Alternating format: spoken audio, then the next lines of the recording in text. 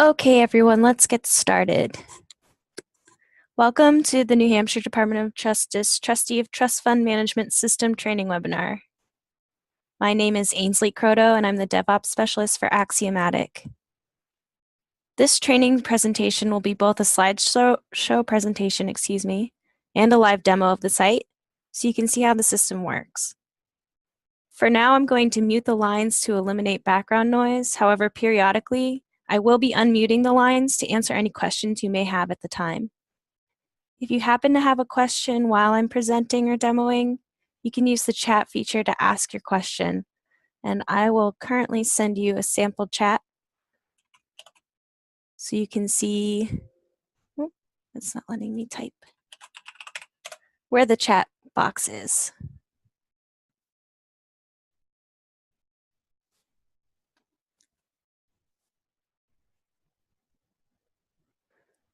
So as stated on the slide, Axiomatic was hired by the state of New Hampshire to develop an e-file application for the MS9 and MS10 forms to their specification. And this presentation covers the basics of how to operate the system and file your MS9 and MS10 information. And financial management questions should be directed towards the New Hampshire Department of Justice, CTU. On the side here, we have both the NHTTF Charitable Trust Unit support information, as well as our own support information. At the end of this presentation, I will add this information to the chat window so you can copy and paste it for your own records. So there are 3 goals of the system. The first is that it's an electronic file system that saves your data from year to year, and this is what we mean by a rolling ledger. The second is anyone who can meet the requirements of the file layout using Excel can prepare a file to import funds and investments without manual entry. And finally, the third is a streamlined review process for the state with faster turnaround.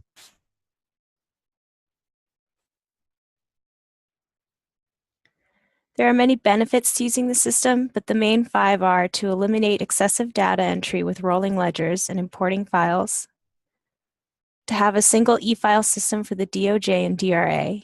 You now only have to submit the MS9 and MS10 through this site, no mailing or faxing hard copies anymore. To have a digital repository for municipalities by saving historic data and uploading relevant files to the ledger. So everything on this site is preserved. So if you have a new user and they want to look at previous year data, they can do that.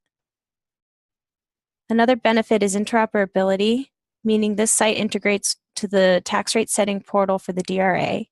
When you submit the MS9 and MS10, users on the tax rate setting portal can view them without having to request it from the trustees. And the final benefit is accessibility and responsive design. This site is designed to work across all devices like a laptop, tablet, or smartphone. So say you're in a budget meeting and you forget your computer, you can view the site by using your phone. Everything can be done in the site on a computer, can be done on the site on a phone or tablet. Functionality does not change at all.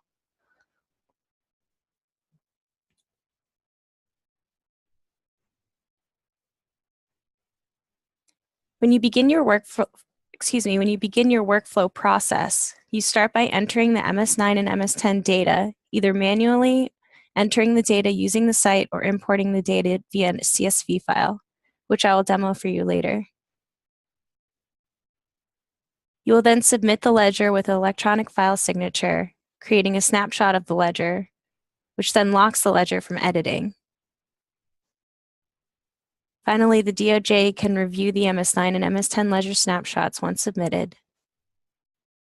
And if the DOJ finds a problem, they can send it back to you to edit. And to be more specific on your workflow, this begins with entering the MS9 or MS10 information into the system. And there are 2 ways to enter or update your MS9 or MS10 information to the ledger. You can either manually enter the data using the site, or you can use the file import function to import a CSV file with information that is pre-prepared. The next thing you can do is view the view the funds or investments to make sure the data is accurate, update the funds or investments if need be, add them to their respective ledgers, or you can delete them if need be. And the final step to the workflow process is submission. So you submit your ledger and it goes to the DOJ for review.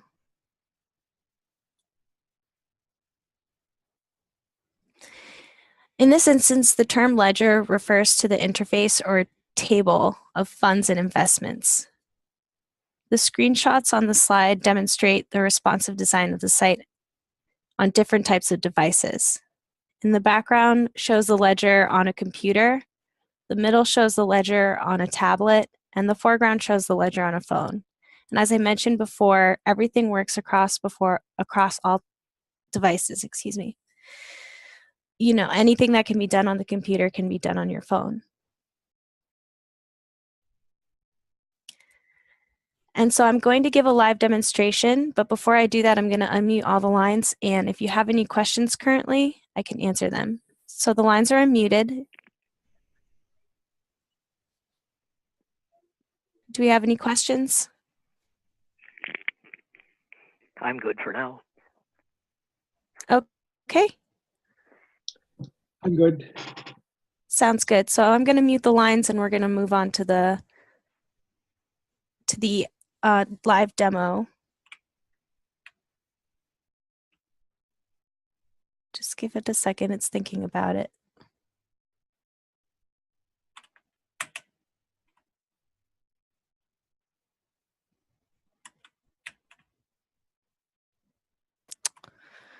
Sorry, I'm having some technical difficulties. Here we go. Finally. So this is the site. When you log in, you're brought to your dashboard.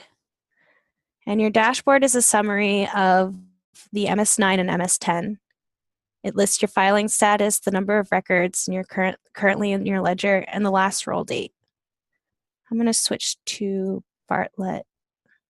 Is not yet filed. We can see down here we have more buttons when it's not yet filed. At the top right, we have an info button. In here is where you're going to enter your hard copy mailing address by clicking this edit button here at the bottom right of the box.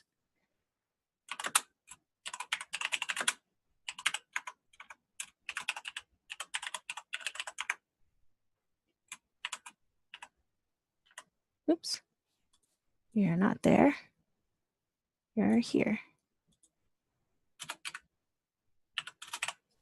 When you click save, the information retains into the hard copy mailing address box above. And below we have the trustees information, and this is where you want to add your trustees. You want the first name and last, their position, phone number, the extension is not required, an email,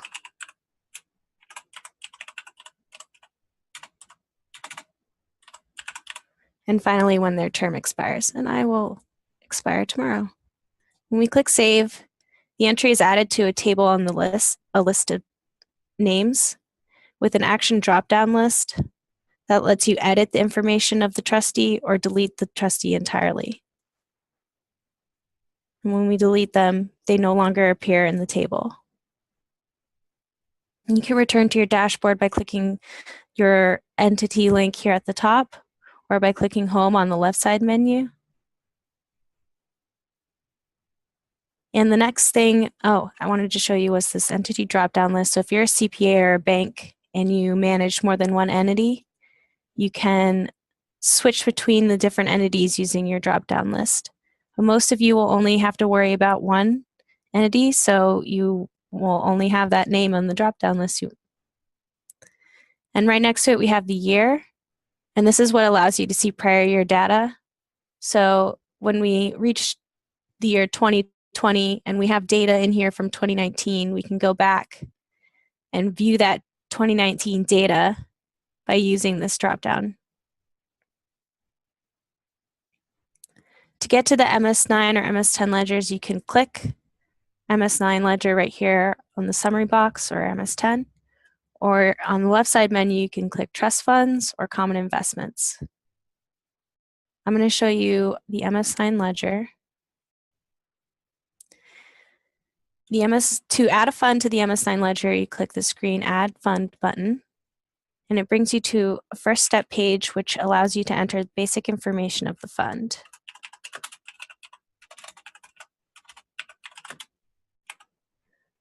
The date of creation, if you don't know the date of creation, you can choose January 1st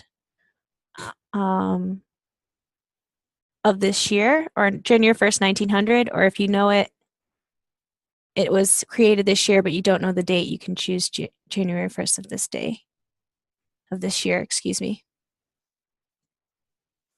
And how invested. These lists are pre-populated and they are chosen by the DOJ. They were created by the DOJ and purpose of fund. If you have a capital reserve and your purpose of fund doesn't exist in this list, you can just choose capital reserve other, and it will be like a blanket term to cover all of the purposes that haven't been listed. And finally, enter your principal beginning of year balance. And click Save, and it will bring you to the financial information page. You don't have to enter the financial information if you don't know it right away. You can update this later. But I just wanted to show you that as you edit, your end of year fair value and end of year balance will update the totals instantly. So we click Save, and we're brought back to the ledger. And now we have two funds in the ledger. To open the funds to see the information, just click the name. And to close them, click the name again. We have some interesting links inside each fund. The first is Instruments. Inside Instruments, you can add a document that is related to that particular fund. So for an example, if you have a warrant article that's related to the fund, you can add that document here using the Instruments link. And this will bring you to your file browser where you can add your instrument and a note. When you click Save, your instrument is added to a table with an Actions drop-down that allows you to edit the note, view the instrument, or delete it entirely. In return to your ledger, you can click Report of Trust Funds here at the top or Trust Funds on your left side menu. Next to Instruments, you can edit the fund. Clicking Edit Fund brings you back to the basic fund information where you can edit just the name or purpose of fund if you had added the wrong one. When you click Save, that information will retain. And to update your financial information, you click Update Values. And this will bring you to your principal and income financial information where you can update. If you are updating multiple records at once, you can use this navigation key at the bottom to navigate between funds. So now I'm brought to Test Fund 1, and when I click Next, I'm brought back to Test Fund 3. And that will make it easier to update several funds at once. And finally, the last thing is the option to delete a fund. So if you delete the fund, you have to select a reason why from this list, and then you have to give a note as to why you have deleted it.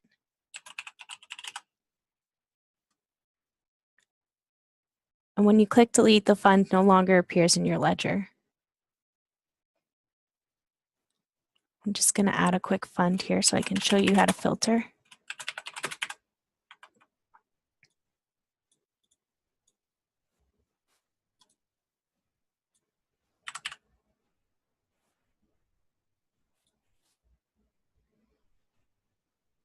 So to filter your ledger, you can use the type dropdown, which allows you to filter between the type of fund. So if I just want to see my capital reserve, it will filter it down to just that. And clicking all will bring your ledger back to normal. You can filter by purpose. So I just want to see my cemetery trust. And clicking all will bring you back to the original ledger. And finally, you can search by name. So I just want to see Fund 3. When I search, only Test Fund 3 will appear. And to clear that, click your X.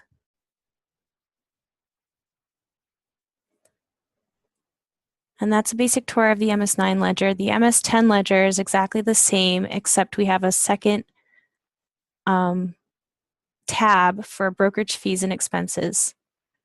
You can add a brokerage fee or a firm. And in the table is an action list where you can edit the firm or delete it. But the ledger itself is exactly the same. Adding an investment looks exactly the same as the MS9. And finally, there's two different ways to get your report. You can get it directly from the ledger page using the report dropdown at the bottom. And you can export it as a PDF, CSV, Excel, or Word file. Or on your home page, your dashboard, you can get your report using this report dropdown on your summary box. So if I download this as a PDF, which it might take a minute to do so because it's still waking up. Just give it a sec.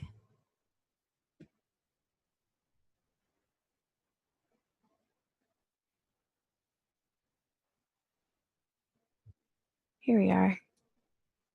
Open up our report. You'll notice that currently it has a draft watermark. This draft watermark will retain until you've submitted the ledger. And as soon as you submitted the ledger, this will no longer appear, and you'll have an official report of your funds and investments.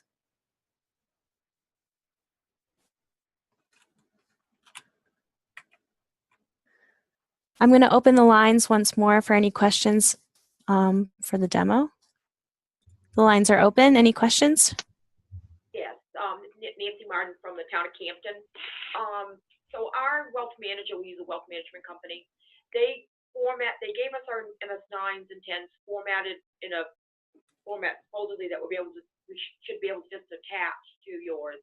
So if we can attach those files to this, we still have to go through all the process of adding all the funds and all that kind of stuff? No, if you're importing the funds, you don't have to go through the process of manually entering them as well. They should just, yeah. And I'm going to demonstrate how to import files as well. Okay, excellent. Any other questions? Okay, great. So I'm going to mute the lines again. And we'll move on to the file import overview. So when importing your files, you first select your import type, which can be either the MS9, MS10, or brokerage fees and expenses. Then using the import tool on the website, you would select the appropriate file from your computer. After this is done, the system will check for errors.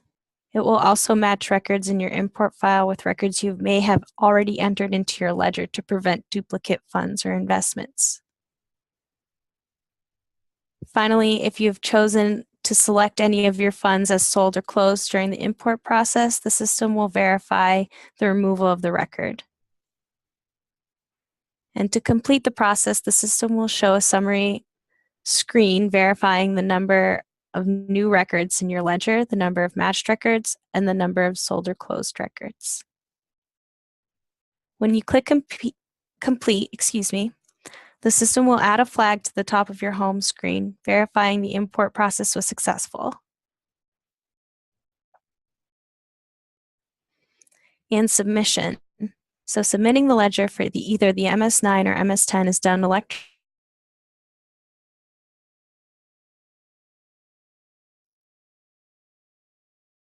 Completed.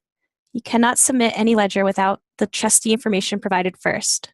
Once that information is entered, submission is a standard e-file or electronic file, where the preparer will enter their first, last name, and check the legal wording, which basically says that under penalty of perjury, everything you're submitting is true and correct to your knowledge. After submission, the MS9 and MS10 are automatically sent to the DOJ, and the ledger will be locked while the DOJ conducts their review.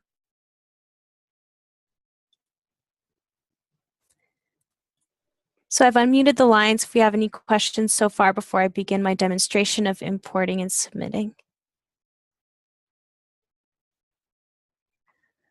Okay, great. Sounds like there's no questions right now. It's overwhelmed. Oh, What is the address of the portal? I'm going to send you the address to the portal at the end of the presentation, but for now it's Okay. NHTTF.org. Thank you. Any other questions? I see we have a chat message. Oh, Justin's just sent the address in the chat box. I see. Okay, thank you.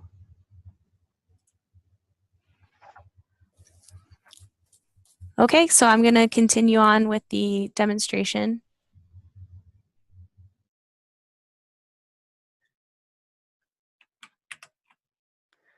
So importing the files. When you import a file, you're going to import a CSV file. I'm going to show you what that looks like.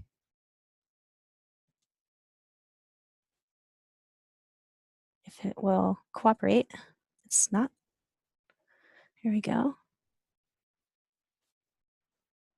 So if you open it up in Notepad, it looks very basic. It's literally the information of your fund separated by commas. But if you were to double click it, it will open up in Excel and it will display as a table with all of your information listed.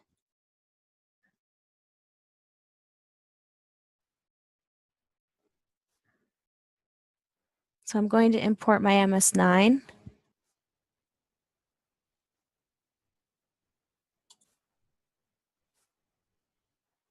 And click continue. And the first thing the system will do is look for errors. The system has found it's found 2 errors in my record. And it's telling me exactly what those errors are, that the type trust fund doesn't match and the type cemetery fund doesn't match. So if this happens to you, it's recommended that you click cancel and correct the errors before continuing, or you could just continue, which I'm going to do. The next thing it's going to do is it's going to look through the funds that I've already manually entered into the ledger, and it's going to try to match it with the funds that I'm trying to import, just to avoid any duplicate information. So it's found no match in my import. So there's 2 options you can do from here. You can keep it selected as no match, manually update, or you can select sold closed. And then click continue. And because I selected sold or closed for test fund 2, I have to give them a reason, just like if I were doing it on the ledger, and a note.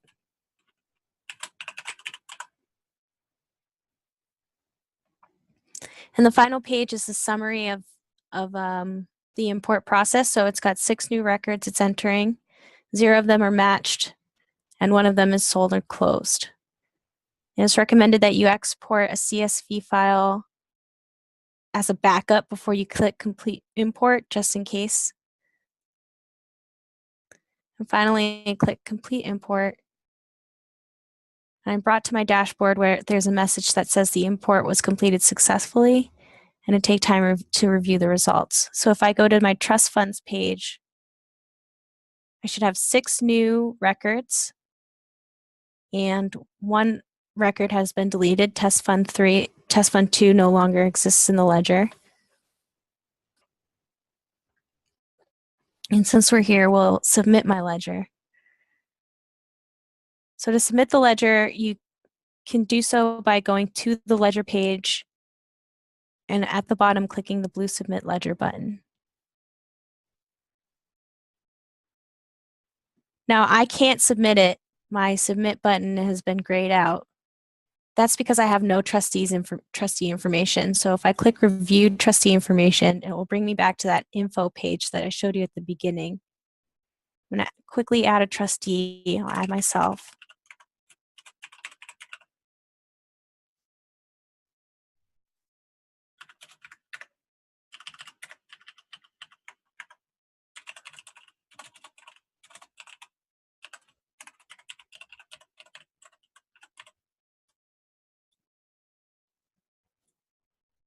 And I'm still on the info page. So I have to click trust funds to get back to the ledger. And I have to click submit ledger once more. And now the trustee information has been added to the summary at the top of the screen, which also tells you the roll date period of this ledger, the amount of funds in your ledger, and the end of your balance. So then the next thing you do as the preparer is enter your first and last name. The current date is pre-populated for you, and check the legal wording that states that you're submitting everything true to your knowledge, and then finally click submit.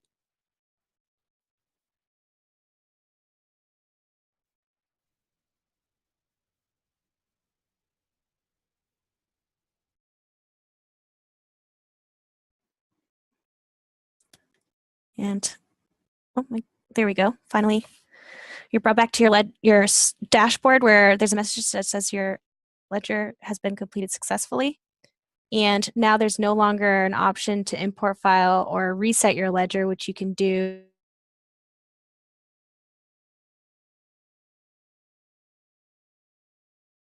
you can click reset, and that will allow you to start from the beginning of the process. And when you submit your ledger, I've got 2 messages. I'm going to check them real quick. Oh, Justin's taking care of those chat messages. Thank you, Justin. So moving on, after you've submitted your ledger, several information is no longer available. So you can't add a fund, you can't submit your ledger. If you open it up,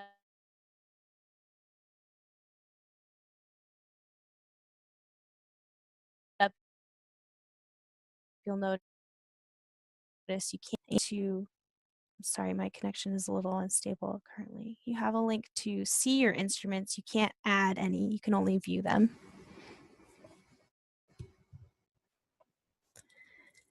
And that completes that demonstration. I'm going to unmute the lines for any questions. You're now unmuted, so if you have any questions, go right ahead. I hope that wasn't too terrible. My connection was a little...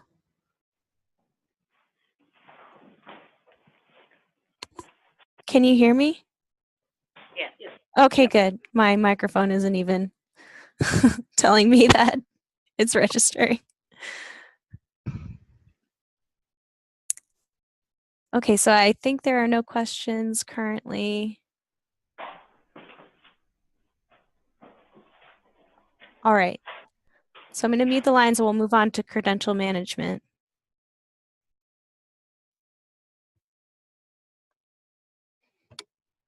So there are 2 types of credentials on the site. The first is a municipal administrator who has the ability to submit ledgers, manage users, manage ledgers, and upload files. Each entity can have as many administrators as desired. And the second is a municipal user who can only manage ledgers and upload files. They cannot submit ledgers or manage users. So if you have a few employees that you want to help you set up with your ledger, they can do so without submitting anything.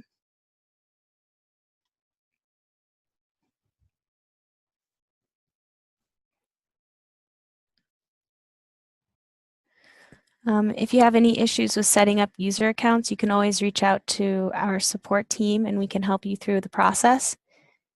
If your municipality doesn't yet have an account on the site, please reach out to our support team and we'll get you set up with your initial municipal administrator credentials.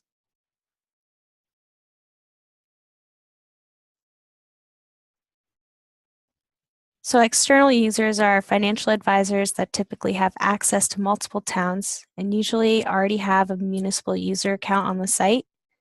So if your town uses a bank or CPA to set up your MS9 or MS10, or you are a financial advisor who needs access to multiple entities, email our support team and we'll add your town to their account. External users will need approval from town administrator or the chair of trustees in order for us to add that town to their site.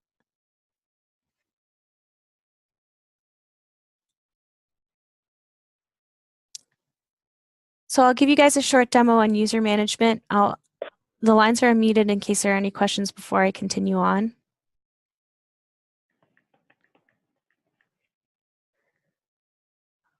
Okay, I'm going to guess that there are no questions, so I'll mute the lines and we'll continue on to the user management demo.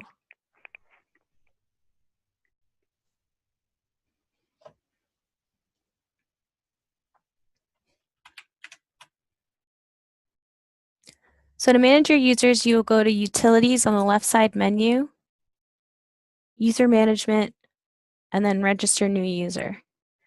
And on the first page, you will enter you would at least enter their email and their first and last name. So the rest of the information doesn't have to be added currently. It can be updated later. The DOJ prefers that everyone use a separate account for the DOJ for this site instead of sharing an account. So you will want to use a unique email for each user's account. And when you click Save, you're brought to a new page called the Groups and Roles page, which allows you to choose what role the user will have. So I have several municipalities attached to my account, and most of you only have one.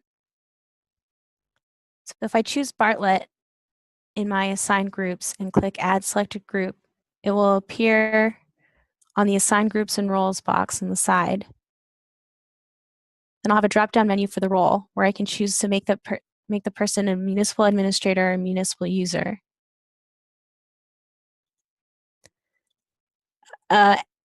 Any person can be both a municipal administrator and a municipal user for several sites, or they can be both. They can have administrator credentials for several towns at once. It's very helpful to have mixed groups and roles.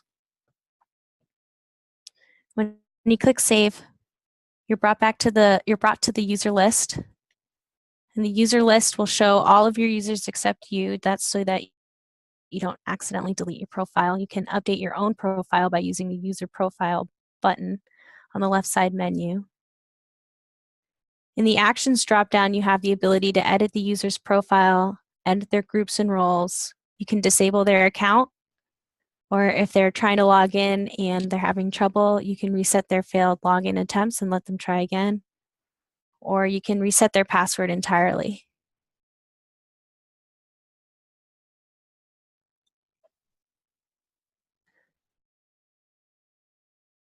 And I think that about covers it for management.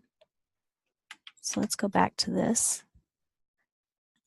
And you guys are unmuted, so are there any questions so far?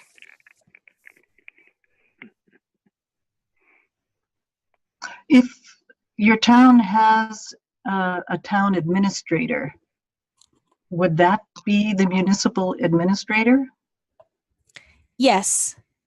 Or actually, it could be the trustee as well. So if you choose to have your trustee set up as the municipal administrator, then they can be that. It's really just how the town wants it to be set up. Okay. Any other questions? Okay. So mute the lines and I'll just briefly go over technical support.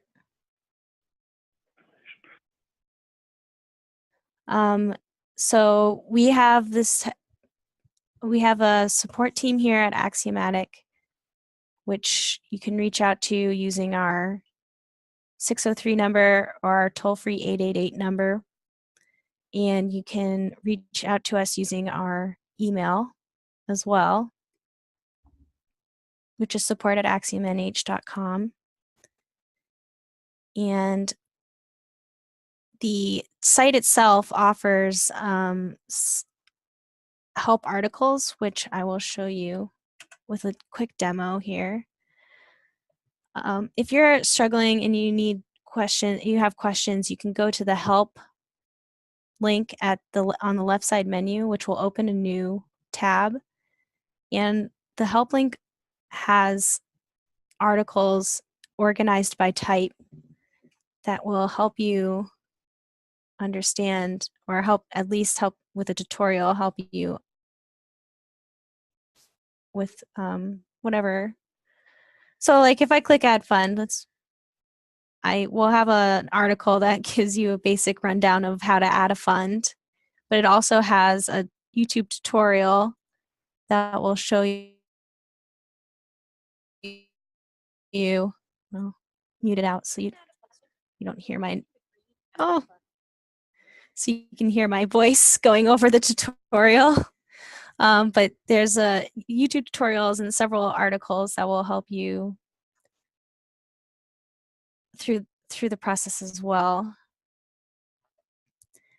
And also, we have an FAQ. So if you think your question might have been asked before, you can go through the FAQ and look through several frequently asked questions. And the other thing I want to show you is our importing data section. So there's an import file specification article that will have a schema for your CSV, and this will show you exactly what you need to create your CSV file, as well as purpose types and investment methods reference. This gives you the exact name of each type or purpose, so that if you're erroring out saying, oh, expendable trust doesn't exist, and you're like, of course it exists. It's just saying that it wants RSA 3119A attached to the end. So it just wants these exact terms, and this will help you through, the reference helps you through that. And finally, I want to show you up at the top, you can email us by clicking new support ticket, and this will email us directly with whatever question you may have, or you can call us at our toll-free 888 number. And if you have a financial-based question, it's recommended that you reach out to the DOJ Charitable Trust Unit, and they will be able to help you answer that question.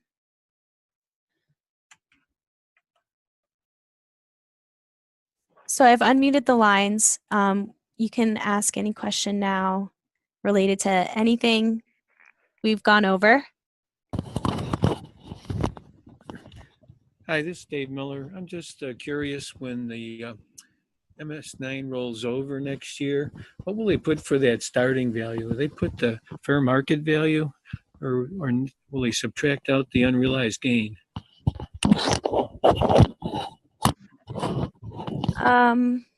I'm actually not sure the answer to that question.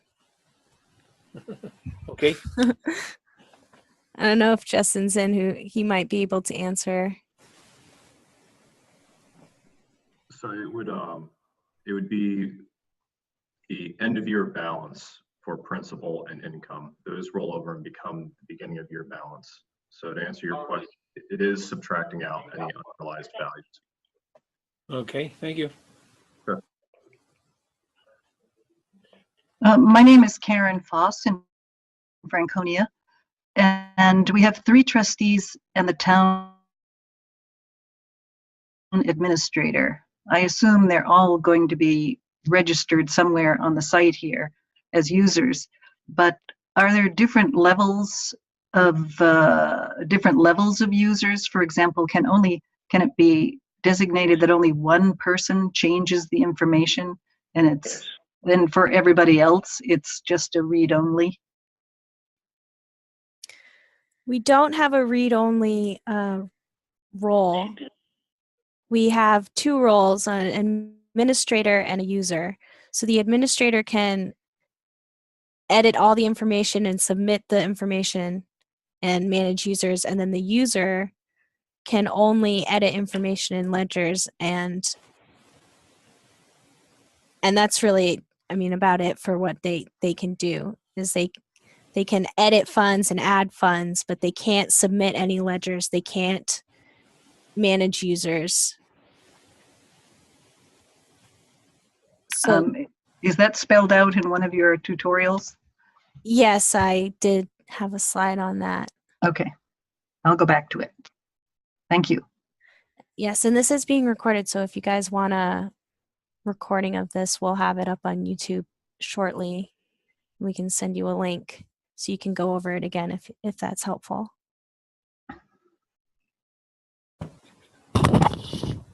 This is Dave Miller again.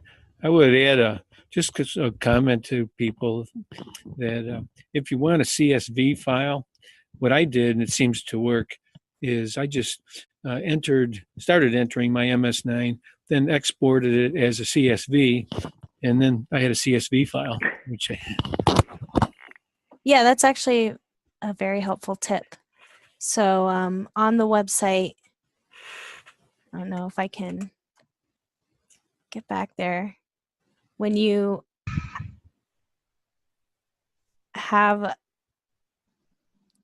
a ledger set out and you're trying to make a CSV, but you're not quite sure how to do it, you can use the MS10 report key and export it as a CSV, and that will have a CSV ready for you already.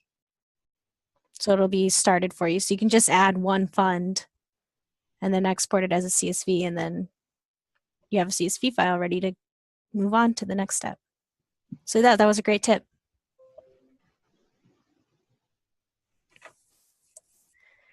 Any other questions or concerns or comments for Jeff?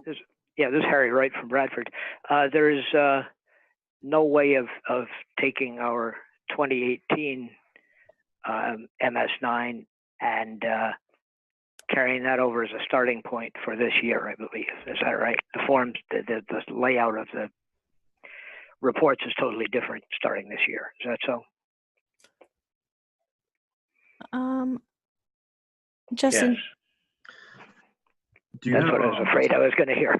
Do you have a spreadsheet with your information, or is it all in the PDFs? I'm sorry? Do you have a spreadsheet with your funds or investments on it, or is it all just in the PDFs that the Department of Revenue Administration was using previously? I know I have a spreadsheet backup. Okay. But I'll look at it in light of this format and see if it helps. Yeah, that should be a pretty good starting point. Excel's pretty good at producing CSV files. Good.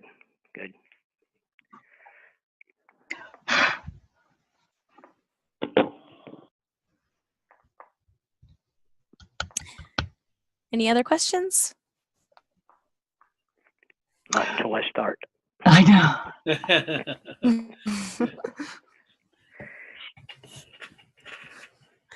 Sounded like we had one popping up and then it. So this is the way this is Karen in Franconia. And we have an investment manager who has said that they would do all the importing of the information onto the website. But I guess the first thing we have to do is enter the trustee, all the basic information first, trustee, who's the administrator, who are the users, and designate the investment manager and give him authorization to access the site. Is that right? That's correct. So you as a trustee will come to me and be like, for example, Donald Lustig is a common financial advisor. So people will say, could you please add the town of Franconia to so-and-so's account? And then I will move on and do so. And then he'll get a confirmation email saying that an entity has been added to his account. And then for the initial municipal administrator credentials, you'll come to me and email me and say I'm chair of trustees for the town of Franconia and I need municipal administrative credentials, where I will give you that. And then you can set up your users from there. Okay, thank you. Mhm.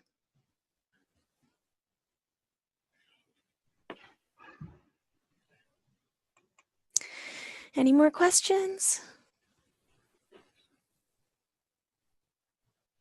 Can you hear me? I can. Oh, hi. This is Linda from Wentworth.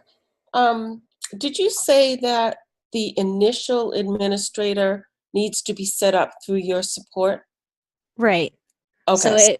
So if Wentworth doesn't have an account on the site yet, you'll Okay. have to reach out to me and I can help you out. Alrighty.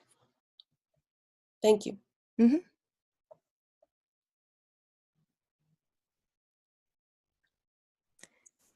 And any more questions?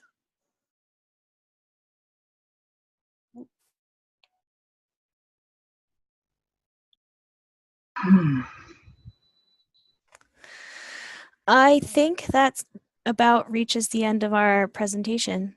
It doesn't sound like there's any more questions. There'll be So plenty once we start using it. yeah, sure. Exactly. You can Exactly. reach out to our support team and we'll be glad to help you out. Thank you, Ainsley. Thank you, Ainsley. You're welcome. Thank You're you. welcome. It looks user-friendly. I can say that. Thank you. I like to think it is. All right, great. I hope you all have a great day. Thanks for joining us. Thank you, Ainsley.